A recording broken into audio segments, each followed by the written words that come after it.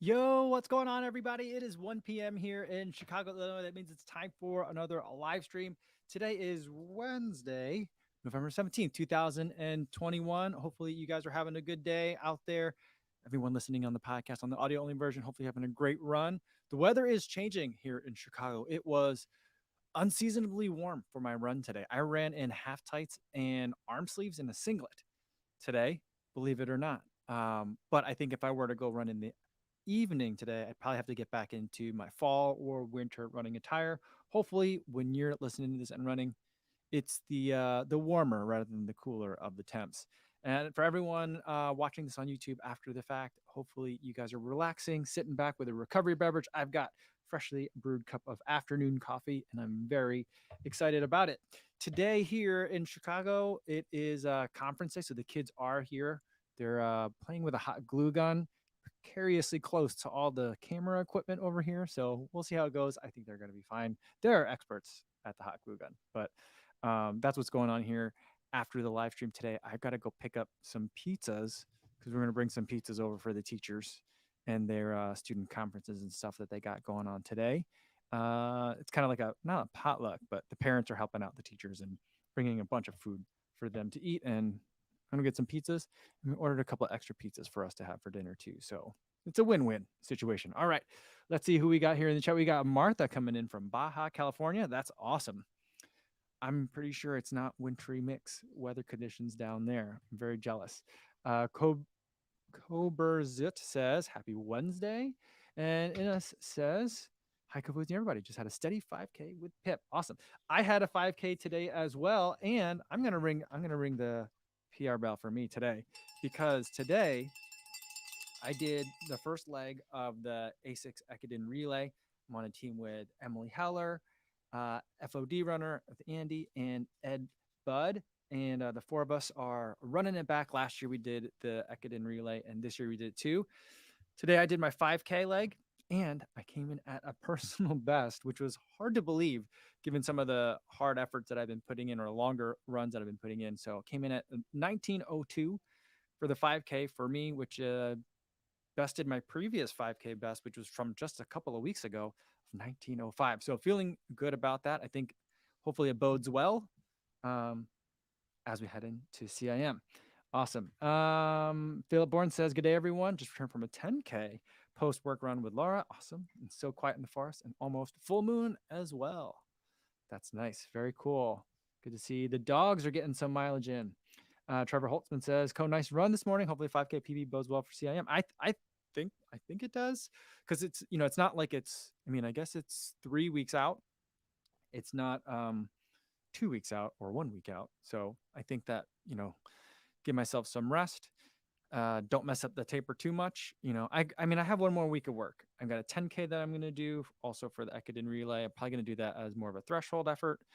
But I don't know. I think my threshold effort is going to be somewhat close to my 10K PR from earlier this year, which I haven't run a 10K since it was about this temperature, but on the other side of the summer. So we'll see how that goes. But it's not going to be on a lot of rest, and it's going to be on some tired legs. So we'll see. And then we'll get into like one more long run and then taper mode. And then hopefully I won't screw things up. So a little bit more work to do. All right, let's keep scrolling down, guys. Sorry if I've missed anyone. Brendan Cam's here. What's going on? Brendan says, "Why, hello there, good people. Hope you're all doing well. Welcome, Brendan." Lou Klein says it's supposed to be nice and warm in New York City tomorrow, and then freezing on Friday. It's that time of year, right, where the weather just swings drastically. And as a parent, I am very keen. I mean, this is something that my wife and I were always like very aware of beforehand, but we're even more so aware of it once we had kids that were in the school. Whenever there's these wild temperature swings, everybody gets sick. So it's just like every time I see it, I'm like, oh, it's gonna be nice weather for a day. I used to like really enjoy it. Now I kind of like fear them because I know like sniffles and coughs are coming because it's always no one knows how to dress for those wild temperature swings. So hopefully in New York, it's not too bad of a temperature swing for you. Jason says it's a crazy day here, temp dropping all day long, and it's going to be cold tomorrow. Yeah. Jonathan Crossley says pizza. Sounds good right about now. Yeah. We're ordering from a pizza place that I normally don't order from. Uh, it's because it's mainly because it's a little bit further away. And I think that, I'm not really sure how I'd describe their style. They have a deep dish, but they call it pan pizza. They call it like pan pizza in parentheses deep dish. So that to me would kind of signify that it's more maybe a hint of Detroit style in there, but they also do like a regular thin-ish crust, and they cut it party cut instead of those annoying squares, which I detest. But I think it works for large gatherings, like if you're gonna bring a whole bunch of pizzas for some teachers to eat. Um, so that's why we're going there. Plus, that particular pizza place uh, has been involved with the school and doing like, order pizza night on like a Thursday, and they'll donate money. It's like a fundraiser. They'll donate some money to the PTO or to the school. So, I want to support the people that are supporting us. And the pizza's pretty good. The thin crust isn't as thin as like Emo's in St. Louis. It's not like ketchup on a cracker. So it's a pretty decent thin crust. It's a thicker pizza as far as thin crusts go. So I think it's all right. But anyway, all pizza's good pizza, if you ask me. So I'm excited to have it for dinner. Very, very excited. Gavin Elowitz wants to know how old are the kids? I can't find the time to run with two toddlers at home. Two toddlers is tough. I've got a 5-year-old and a 9-year-old. 9 going on 16. She's very independent.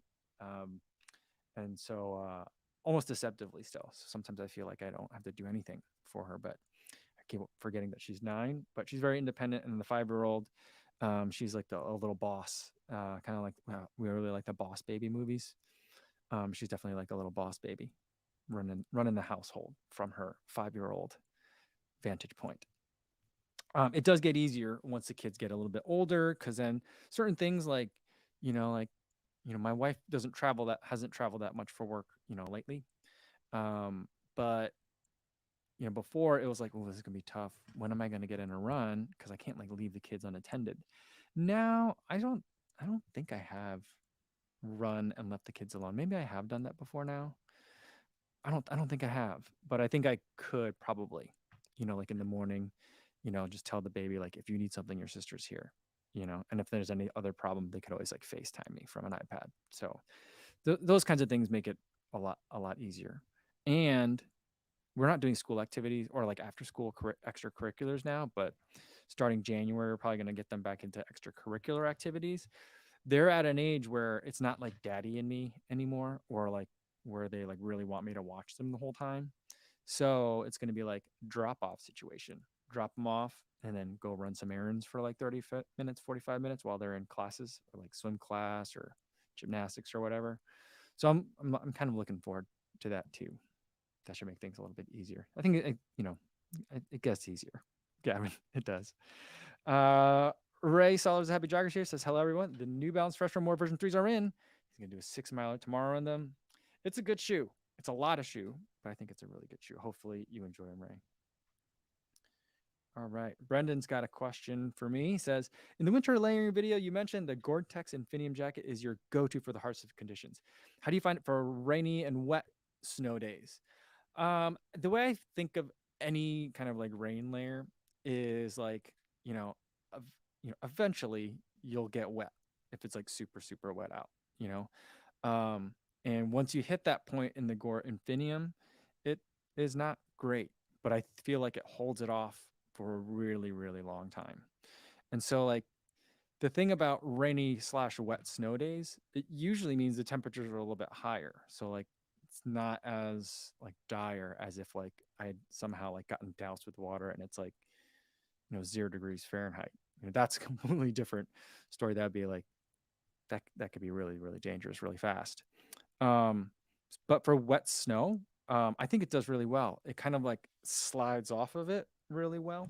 And it doesn't absorb into it at all. So like I feel like that jacket is amazing.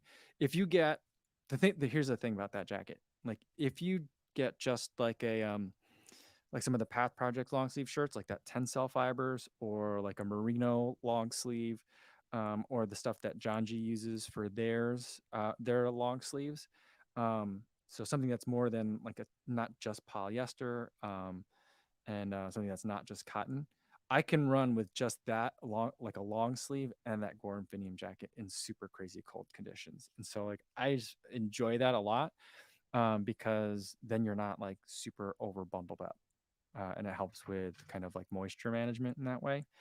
The only problem is the moment you stop, you better get inside, you know? So that's like the drawback, is because like you don't need a lot of layers to run with, but because you're going so lightweight, the heat also goes away, once you stop moving. So that's the thing I would keep an eye out for. Philly Farm says, "Hey, from Kansas City, Missouri. Same kind of weird weather today. 70 degrees Fahrenheit yesterday, and just dropping back into 30s. That's a swing.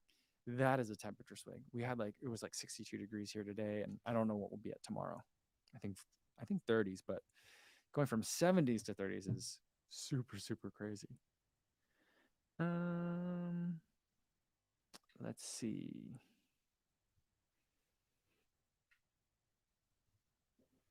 Colin McRae says, question. In your review in the Vomero 16, you mentioned the tongue being a sweat absorber. I'm curious, do shoemakers make moisture wicking shoe tongues?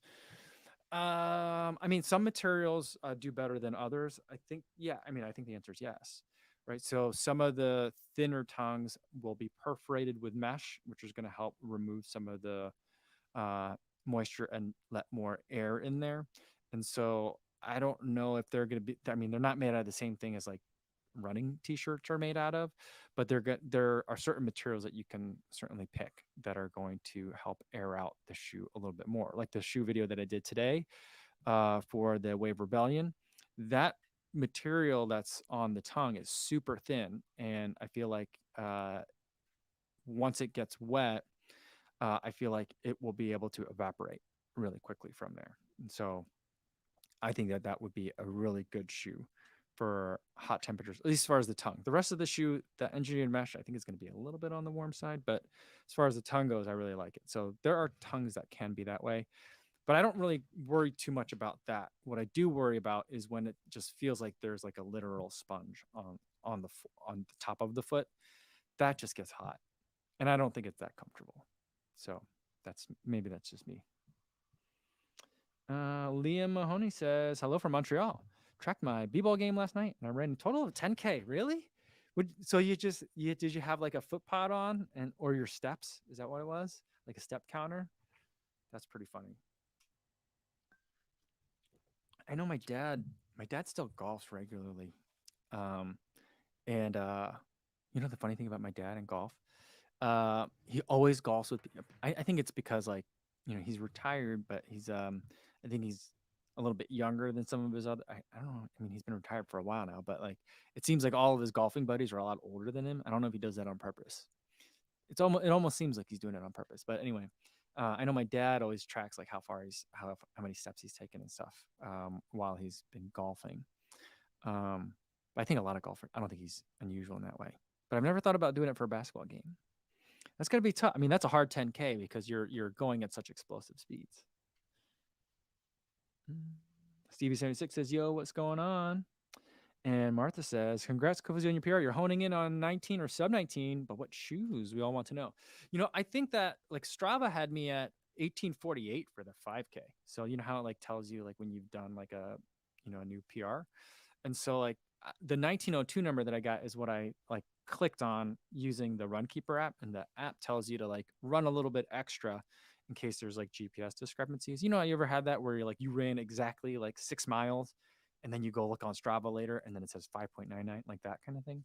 So I clocked it at 1902 and I'll go by that. But Strava had my 5K at 1848, which seems way off, but it seems a little bit generous. But the shoes were the Metaspeed Sky. So I was doing the Asics Ekiden. So I was like, let's get some Asics running shoes on in here. I think I'll do Friday for the 10K that I got to run for the second leg I'm running. I'll probably do the Magic Speed for that one. It's a little bit longer of a race, but those Metaspeed Sky still treating me really, really well. As I was running the 5K, I was like, I don't know, maybe I should run CIM in these because I just really enjoy that shoe so much.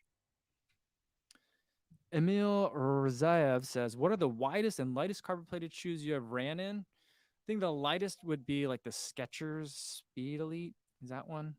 It's not really a carbon plate. It's an H plate. That's probably the lightest one.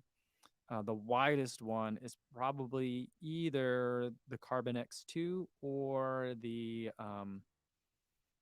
Hyperion Elite 2, version 2. That one's got a really wide base to it.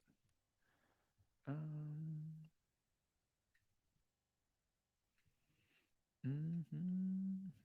All right. Martha wants to know, how long will the remaining long run be? Hopefully only about 12 miles.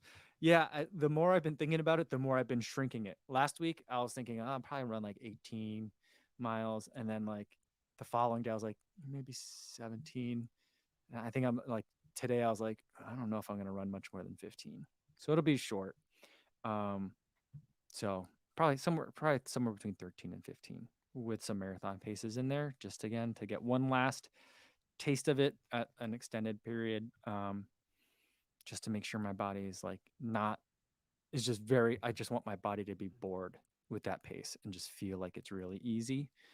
So I mean, we'll see how I feel in the morning. If I get out there and it's just like it feels hard, I'm just gonna run some easy paces. Maybe I'll just mix it up. I'm not sure, but um yeah, I don't want to like start tapering. I don't want to take my foot off the gas too soon, you know. So we'll figure it out. Jackie Mai getting ready for Philadelphia says taper week is tough. I feel like a potato. Yeah, I mean, I think that I get really nervous about the taper where I've been thinking that like, finally after next Sunday, I'll be able to like relax and recover. But I'm like, I I did better getting ready for Chicago this time tapering while and for a lot of the races that I did all throughout this year while still doing like little tiny baby workouts, not like nothing faster than threshold pace, a lot of just race pace stuff. Um, and I feel like I'll probably do that so that way I don't get that potato feeling because I feel like that's hard to shake. And then like mentally, I feel like it's a hurdle.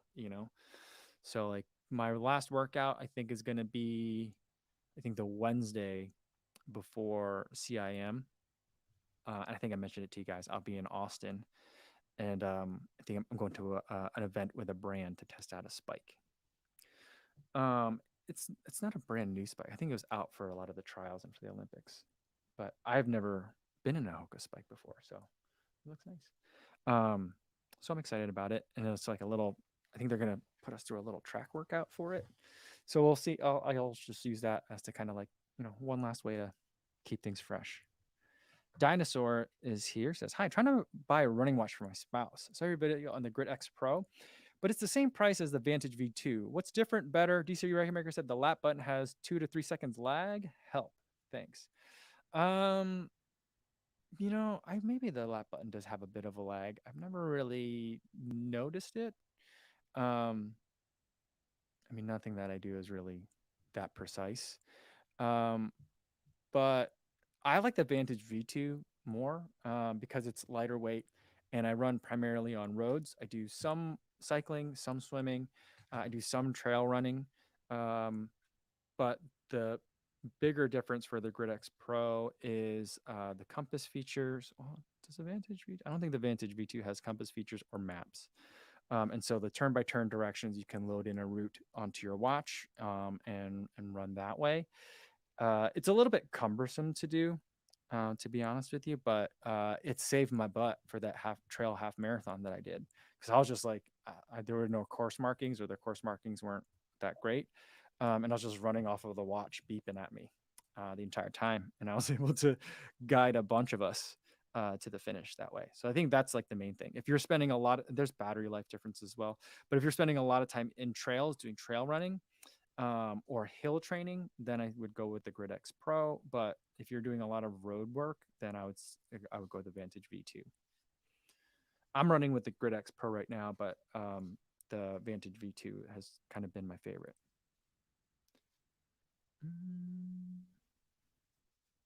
All right. Let's see. Sean Devlin says, any interest in the Takumi Sen 8 dropping in a few weeks? Love the Audio 6, so I'm tempted. Not sure about the rods, though. I know that some of you guys love the Takumi Sen series. I I was looking at it. Was I looking at that? I forget what else I was. Maybe I was looking at the Takumi Sen. I forget which Adidas shoe I was looking at, but I think it was the Takumi Sen. But it was like 12 millimeters of stack height in the forefoot of light strike, right? I don't think there's boost in that one. Is there? Can't remember.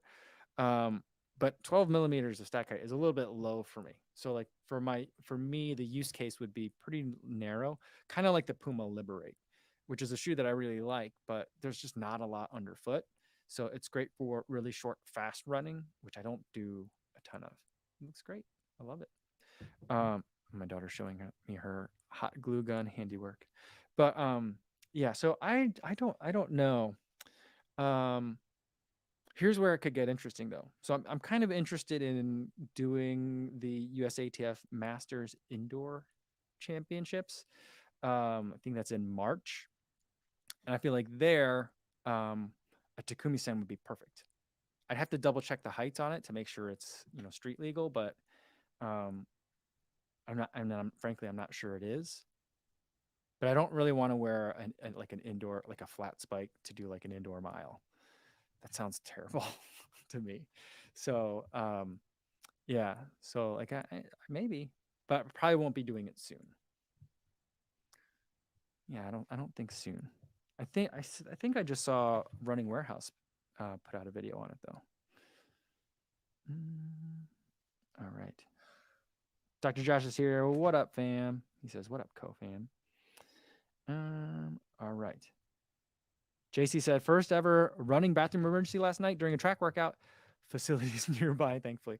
I got to tell you what, today for my 5K, the 5K was fine. But on my warm up, like the second I was done, and whenever I run a 5K, there's always a lot of like dry heaving and like I gotta spit a lot. It's gross. You don't want to race near me. But on the way back, as I was cooling down, my stomach started gurgling, or I guess kind of like below my stomach in the intestinal area started gurgling. And I was like, oh boy, hopefully I'll make it home.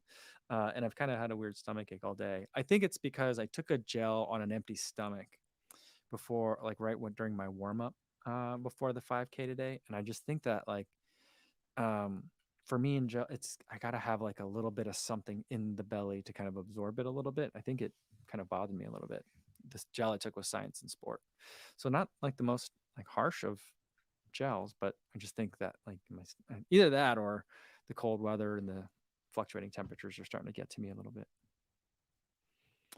Adam Fierce's question for everyone is trying to start a fire in here. He says, New York thin or Chicago thick crust? I think that the best pizza is the kind you grew up eating, but and I think pretty much all pizza, even bad pizza, is good pizza. But I prefer like the East Coast style. I do tend to eat a lot of Connecticut style pizza, which if you were to really press me for what the differences are, I'm not sure I'd be able to tell you. The crust always seems to be a little bit cracklier. It doesn't have the same kind of, has more of a crunch than a bite in terms of the crust compared to New York style. And it always seems to be cut like really intentionally haphazardly. That's the only thing that I can tell about difference. But like my sister lives in Connecticut. We eat at, I forget the place where we go to, but line's always super long. The pizza's always really good, but a little bit different than what we grew up eating. All right. And it says he said the volume at 100% tonight on the laptop. All right, I'll turn it up a little bit. I feel like I'm up a little bit already than normal. I'll try talking closer to the microphone too. So hopefully that'll help you. Sorry about that. All right, I'm gonna scroll down. I think I'm way far behind you guys in a lot of the chat. Oh yeah, Pepe's Pizza in New Haven. That's what we get. We get Pepe's whenever I go to my sister's house. I don't know. They cut it like crazy. Like it's aggravating, frankly, the way they cut it. Like some parts of it are cut into strips. Some parts are into giant, like, no, this is bigger than a slice. It's just, I don't know why they do it that way, but they've always been doing it that way, I think. Daniel M, I agree with this, says Detroit style is underrated. I do think Detroit style is underrated. There's a local, I think it's local. There's a pizza place around here called Union Squared, which is really, really good Detroit style pizza. And I also, particularly as far as franchise pizza goes, I really like Jets. The Four Corners pizza, so good. there used to be whenever I had to drive out to a certain courthouse, I would always drive by a Jets, and I would always get it. So it'd be like, oh, I can't believe I have to go to this courthouse today.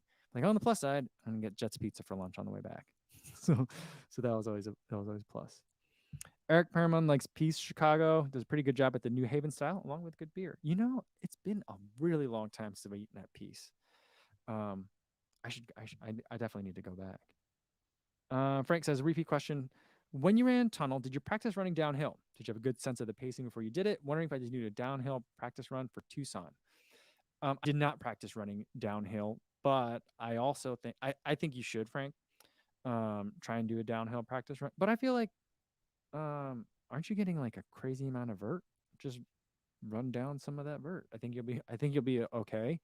Um, but I think that maybe it's just the way I run. I think like I'm well suited for downhill running.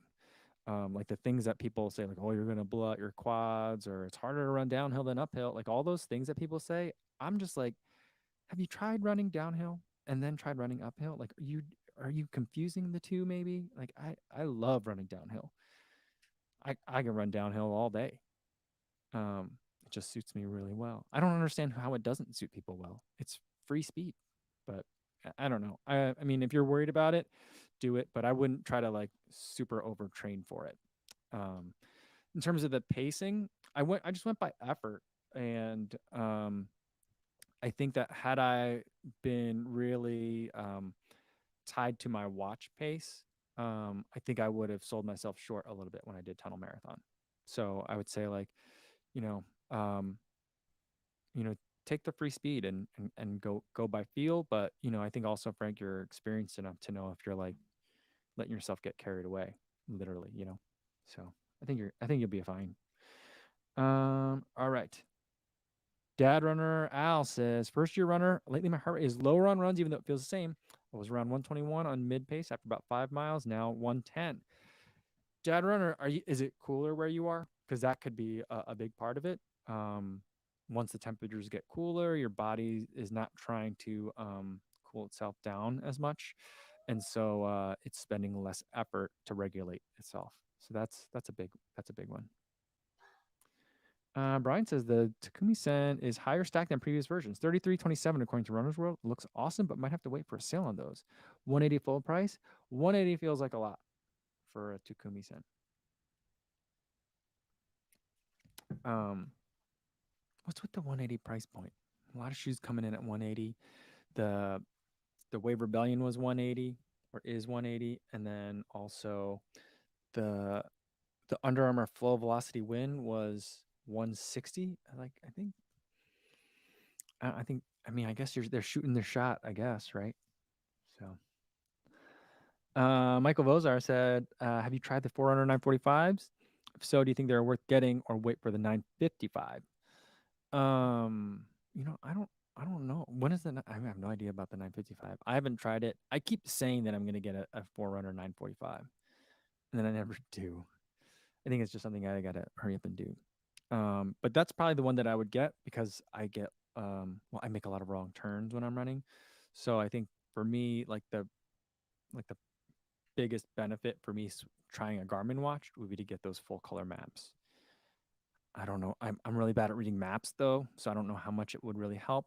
But I do find that on other watches like Coros and on Polar, um, the mapping requires a lot of work beforehand, and so I don't find myself doing it all that much. So I don't know. Yeah, I don't know. I don't.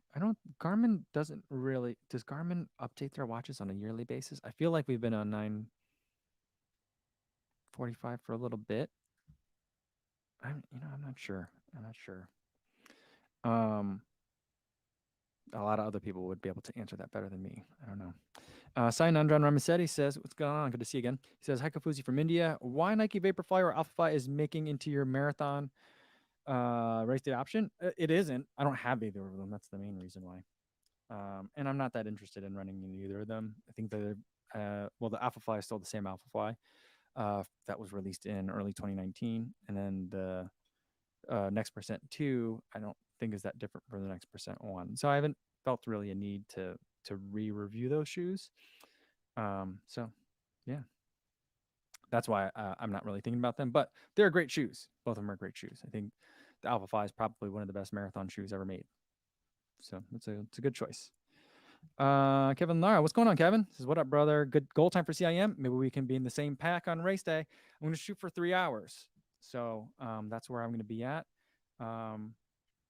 Yeah, I was thinking about you the other day because it's almost time to head out to California. So yeah, hopefully we'll see you there. I'm getting excited. I still have to book a hotel. I'm waiting for my wife to help me on that one. She's the plan maker of the group. Although I did book my flights, and I'm very proud of myself. I booked them all by myself.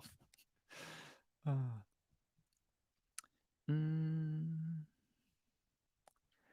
right. Let's see. Shannon says, I think some people probably pump the brakes downhill with their quads and end up so sore. I do like take the free speed, fast steps, and then relax on the uphills. Yeah, that's not, I mean, I don't know.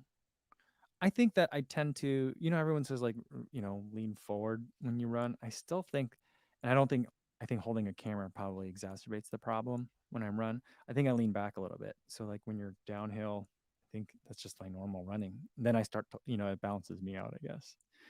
I don't know. I've been thinking about why I like downhill running so much. But I'm not gonna overthink it. I'm just gonna enjoy it, embrace it. Daniel M says the coach in running with the Buffalo says easy on the uphill and gun it on the downs. Yeah, I think that it's very much a European style of mountain running as well. I think that how it's been described to me is that more of an American style of trail running is to just like charge up the uphills, like we're the cavalry, and then cruise on the downhills. But I feel like that's when a lot of people get kind of overtaken. Is on those downhills because you still have to be strong, but you have to be very technical as well on going on those downhills. And I just really dislike going uphill. So like when I think about trail ultra running, I'm like, power hiking is great. I love it. I'm good at, I like fartleks and I like running downhill and I don't like uphill. So power hiking and then like going, really speeding down the hills is a lot of fun. It's a fun way for me to run. All right. Ines says, I'm hoping Emma, my daughter, will be home from hospital tonight. She's 7 months pregnant and has been having a hard time. Oh, no. My 2 offspring are causing me more worry as they get older. Ooh. Well, I hopefully she'll be home today as well. So definitely be keeping Emma in our thoughts today, Ines. Okay. Danny Tron says, what's the most comfy cushion shoe you can recommend? Right now, I'd probably go with the Fresh Foam More version 3. I just really like that one. It's nice. I also really like the Bondi X. But again, it's one of those shoes where I'm like, that's kind of expensive. You're supposed to, I don't know if it's really delivering that much in terms of the price, but I do really like the Bondi X. For me, the Bondi X fixes kind of all the things that I don't like about the Bondi. That one I also find to be very, very comfortable. But the easier one for me to recommend is the Fresh Foam More version 3, even though that isn't a cheap shoe either. Davis Hicks says, how do you feel about honey stingers? I don't like their gels. I love the Stroop waffle, and their drink mixes are pretty tasty. Very sweet, but they've treated me well this last year. Leona's here. Good to see you, Leona. And Midlife Runner says, hey, coach, are you going to up the sleep during the taper? An excuse to sleep in for me.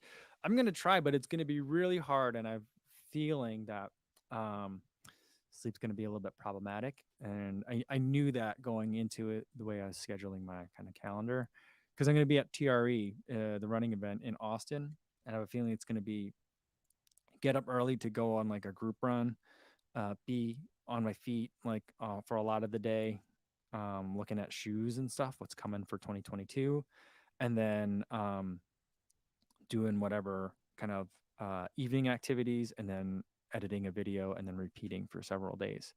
So I'm a little bit concerned about that, but I'm leaving Austin on Thursday. Yeah, Thursday. So I'm gonna be there from Tuesday to Thursday, and then once I get to California, I don't think I'm going to plan very much. There. I'll probably try to do a lot of resting. So so I think so. I'll try to. I've been trying to do a lot more sleeping now. I feel like it's as important to try to up your sleep during some of your hardest workout times. And like right now is kind of crunch time for me. So I've been trying to get more sleep. I think I have been getting more sleep. I think so. But as we were talking about at the top of the hour, like, with the kids and real life and all that stuff happening, sometimes it doesn't work. Sometimes it doesn't work. All right. Tony Vu says, "What's up, everyone? Just realized I realized I need to hold back on the booze on Thanksgiving dinner to prep for CIM. Makes me question if I want to run this race again." Yeah. I don't really drink that much anymore, and this year we'll be doing Thanksgiving, just the four of us at our house, so it's not going to be that different. I think, for me, booze wise, and like, um, yeah, even when we go back to Grandma's house, like, I'm getting older now. I don't usually hit it that hard during Thanksgiving anymore. So it's a problem that has kind of resolved itself. To me, I think of it as a plus because it's like Thanksgiving is a time where I like to spend a lot of time on my feet. I'm relaxing with family. And so I feel like mentally it's a good recharge for me. So I think of Thanksgiving taper as a plus for CIM. I also think of Halloween taper as a plus for New York Marathon. And I also think of um, Oktoberfest as a plus post race for a Berlin Marathon. Not that you need, a lot of um, extra reasons to do a world major marathon, but that's kind of how I see those races. All right. Brendan talking about the 945. He has the 945 LTE. It's an absolute beauty.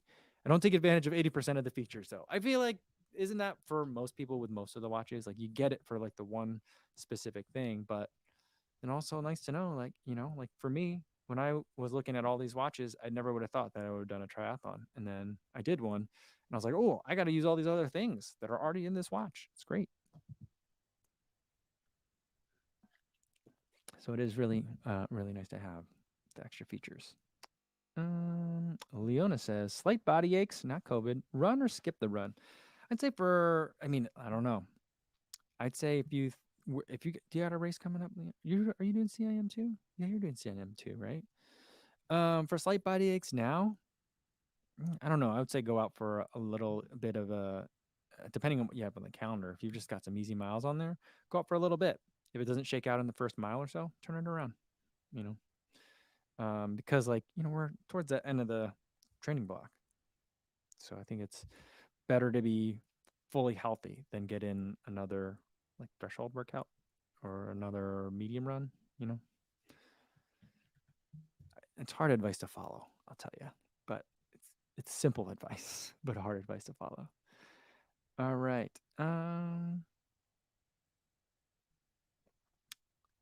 Let's see. Mark Ingham says, this coming Black Friday or Cyber Monday, what are the daily trainers to look out for?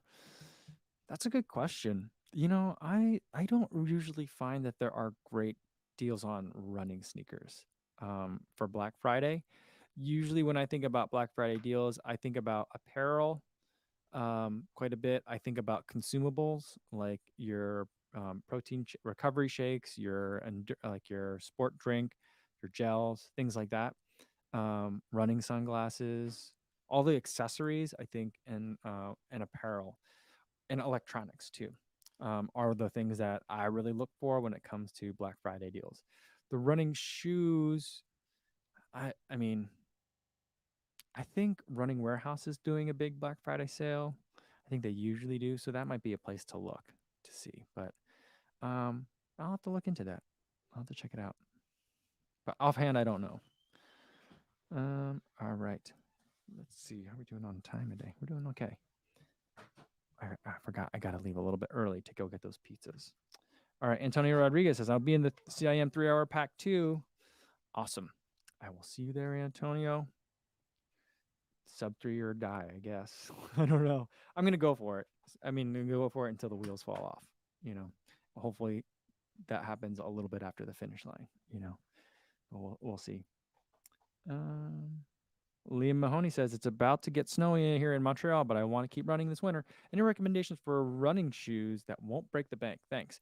I would say get last year's light trail or last year's crossover like hybrid trail shoes. Those I think are tend to be really good. Uh, so you can run. A lot of them are really good on pavement, asphalt, sidewalk, concrete.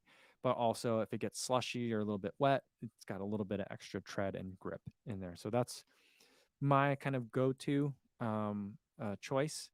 But a lot of that's going to depend on kind of like, are you running on salted and plowed surfaces? Is it icy?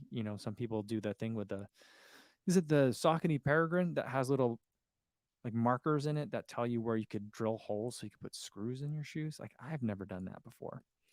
It seems very intense to me. But it depends on where you are. You got to do what you got to do. Where I'm at, it's usually well plowed and salted. But if it's not salted, it's usually at least well plowed. So sometimes I'm getting, knee deep, ankle deep. Not usually knee deep, but more like, into the shins in the snow. And, a good trail shoe usually is good enough for me in those kind of situations.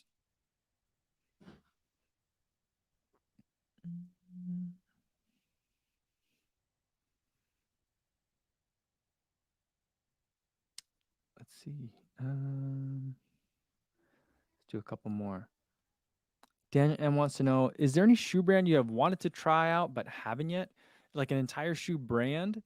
Topo. For some reason, I just never like.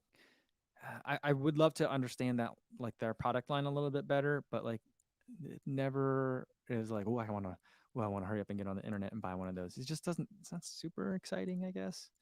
Um, but I do feel like they probably have a lot of real solid performers in their lineup that I just don't know about. So that would be one. The other line that I really want to, and I'm probably going to explore a lot more of those this year, is going to be the Adidas Terex line, their trail shoes.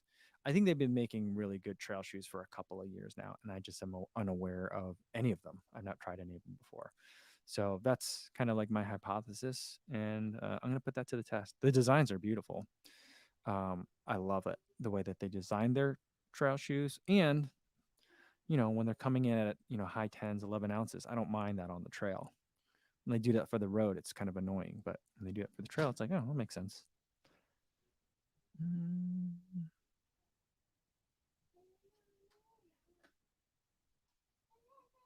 Joseph Yoler says, ever had troubles with Martin?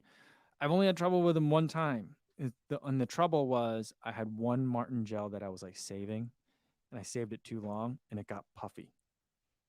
Got very, very puffy. I ended up throwing that one away. But other than that, I love the Martin. I think the Martin calf is great, but it's strong, and that caffeine really hits you hard. So you gotta take it easy on some of those. I think I wouldn't do like two in a row. I usually go like caffeinated, uncaffeinated, caffeinated, uncaffeinated. And if it's summer race, I'll mix a different brand of gel that has more salt. But I really like the Martin gels.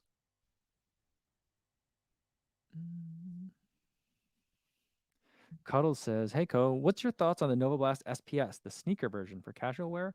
I'm not aware of the Nova Blast SPS. I've not seen that before. I have been wearing the Tarther Edge, which is FF Blast foam in a dad shoe, or it looks more like just like a retro running shoe from like the late 80s, early 90s. Super comfortable. I really enjoy that one a lot. But I'm not familiar with the Nova Blast SPS. I do like the Nova Blast as a walking shoe, like walking around, very comfortable for that too. All right, let's scroll down. Oh man, I'm so far behind you guys today. We got Ray with the super chat. Thanks so much, Ray. Says, besides the $180 Mizuno Rebellion, could you recommend a good introduction shoe to the brand for 135 or less? I mean, I think the best introduction to Mizuno would be the Wave Rider. It's their daily trainer. I feel like it's kind of like it's very much like the Ghost, or the Ghost is very much like the Wave Rider. They both have a 12 millimeter drop. They both have been around for a really long time, and they're both like pretty much never going to change because they have a real diehard faithful following that buys them up every single year, and it sells really well. I just don't love it, either the Brooks Ghost or the Wave Rider. Now they've changed the Brooks Ghost a little bit. They changed the foam up a little bit to make it a little bit softer, And then the Way Rider got some of that Mizuno Energy foam last year, but not enough of it, I think, because they're not going to change that shoe drastically very quickly. But that's where I would kind of start with Mizuno. They have a really wide product range offering, and all the products have the word wave in it somehow, which gets to be a little bit confusing, I will say. All right. Kyle McHugh's here. What's going on, Kyle? Hopefully you're recovering well from New York. Says, just stopping by. Have you ever used Unived gels or other products? I've used Unived pretty much everything. And right now I am taking their Unived. There's like it's a beetroot powder with some like fats in it. I don't know which fat. I think it's like coconut oil or some sort of other fat like that. It's not tasty. It's actually kind of gross. But I do like taking the beet. They have a variety of different BEET root products, or beet products. And I've overall just been enjoying taking those. And then I've taken the gels. They make coffee, which just feels like coffee with some sugar added to it. But it is pretty good because coffee with sugar is good. But I've done the recovery powders. I think is the best thing that they make, both the vanilla and the chocolate. It's got a bunch of turmeric in it, and it's very, very nice. Your body ends up craving that weird turmeric flavor. And I've tried all the gels. I like the coffee flavored ones, and the salt. There's like a salted caramel, which is also really good. I wish that one had caffeine in it. Then it would be like the perfect gel. Really, really good. Yeah, I've tried like all of them. Really good stuff. Shannon said, for her race, she had 6 Martin during the race, and she's looking forward to not consuming another one for a long time.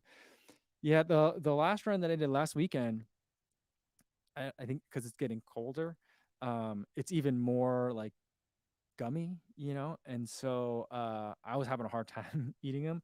I would like take half of the gel, like kind of like like squeeze it in, using the teeth to kind of like strain or like squeeze the gel out of the pack, and then I'll just be like, oh, this is a lot, and I'll just kind of hold it and kind of chew on it for a little bit, and I'll be like, okay, other half now, and then eat the other half. So yeah, it's definitely a unique texture and flavor, that's for sure. All right. I think that's going to be a good place to leave it for today. Tomorrow's video is going to be on the 5K that I ran this morning for the A6 Ekiden Challenge. I think I've talked about this before.